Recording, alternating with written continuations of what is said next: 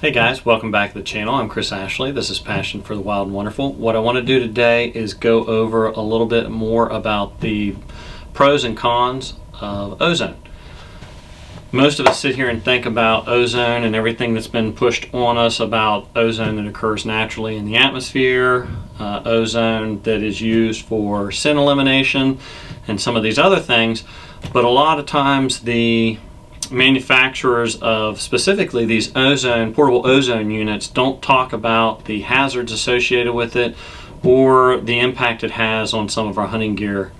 And I think that's something that we ought to share, and then you can weigh it out and make sure that you're knowledgeable on ozone before you consider perhaps purchasing a unit, or maybe like this, making your own DIY unit.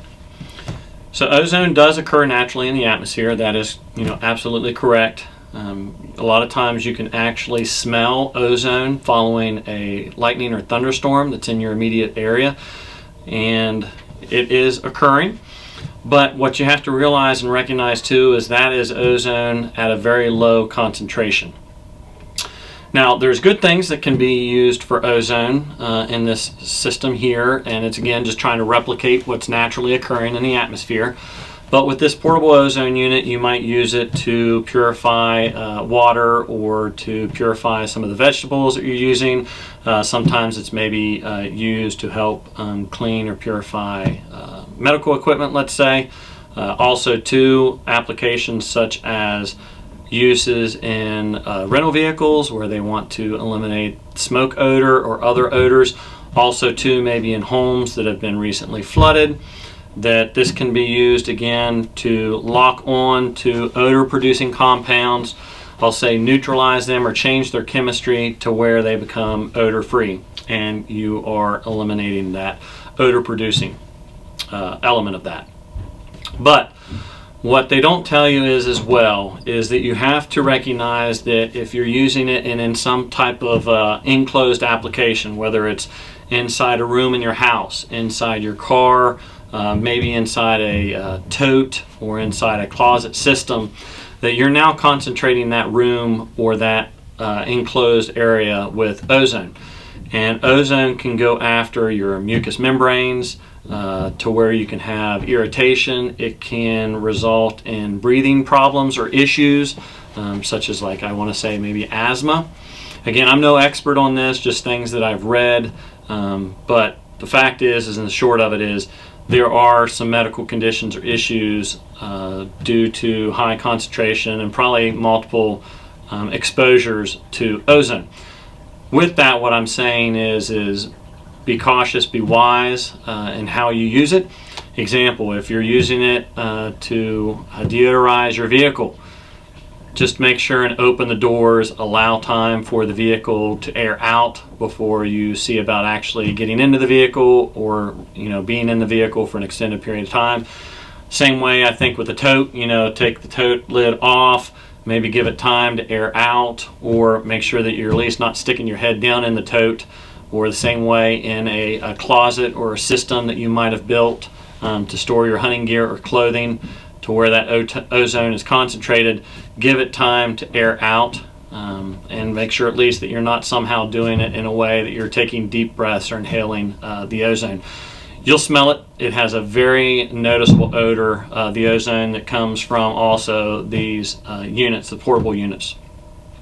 But with that in mind, obviously the health impacts. Now, to the hunting side of things, obviously this also has uses a lot, and that's where we really see it heavily shown, is not just from rental applications to where they use to deodorize, or purchasing of used vehicles and trying to deodorize them, but also for us on this that you're watching is for the hunting applications.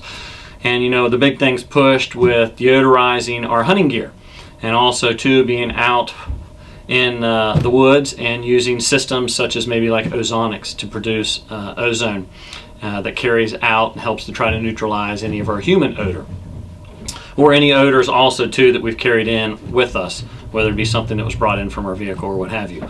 But what you need to also know that exposure of the ozone at high concentrations and probably repeated exposures that ozone will attack rubber or elastomeric materials. And what I mean by that is if you have like rubber boots, or if you have bibs that have stretchy suspenders, or your hunting gear has built-in stretch to it, maybe it has elastic kind of waistband to it to allow for stretch. What you'll find with repeated exposures to the ozone is that that material, its ability to snap back will be lost, and you'll eventually get to where those suspenders, the hunting gear, such as waistbands or whatever, they'll stretch out and they'll never go ahead and recover. And so you'll lose that elasticity, that stretch and rebound. And so your hunting gear will be damaged. Take rubber boots. Your rubber being attacked by the ozone will eventually harden. And again, it loses that flex, that elasticity to it, and it'll crack. And so you can get rubber boots that'll break down. That rubber will harden and crack, and then now you're no longer a waterproof rubber boot. But I wanted to bring it out to you guys mainly just from the hunting application. Definitely it's important from a health aspect of making sure that we're safe on how we're using it. But what, again, they don't share with you out there is a lot of these hunters, a lot of these big name people that are out in front of you, they're sponsored by hunting gear manufacturers. To them, they're getting new hunting gear every year, whether it be boots, clothing, whatever. So to them, if they sit there and put it through a ozone treatment every single day, 2-3 times a day, and it eventually breaks down on them, they're going to get new hunting gear for free. So they're not worried about sitting out there sharing it. They're going to be out there promoting it and saying, oh, use ozone, it's a sin elimination, it's awesome, it's great, but they're not going to tell you that other side of it. So I just wanted to share with you all that you need to be cautious, recognize, if you're like me, you need to make your hunting gear last, and you need to balance that with, okay, I know it breaks down, it attacks the rubber or elastomeric materials, and that maybe I'm not going to treat mine as much as I see on TV, where they come in and they say, okay, I treat it before I ever go out in the morning, I treat it at lunchtime, and then I treat it at night again, and then I treat it in the morning again. All that to where maybe you knock it down to where you treat it once a day, or maybe it's once every few days, what have you, that's for you. But again, just be aware, there's a lot of information out there. You can go out and read for yourself, look up and you'll see about ozone. And again, be aware of the pros and the cons. Yes, it seems to be something that's out there that's usable to help eliminate odors. It's been proven, whether it be in the homes, in the rental vehicles, or in the used car sales and other applications. But if you're like me, like I said, I'll just leave it at this. We want our hunting gear to last. Recognize it will attack your elastomeric rubber type materials. So I hope that you found this useful. If you did, like the video, subscribe to the channel. Also too, check out my Facebook group that's Passion for the Wild and Wonderful. Love to hear from you on there. If you guys have any questions, something you'd like to hear from me, put it in the comments down below. I'll get back to you as soon as I can.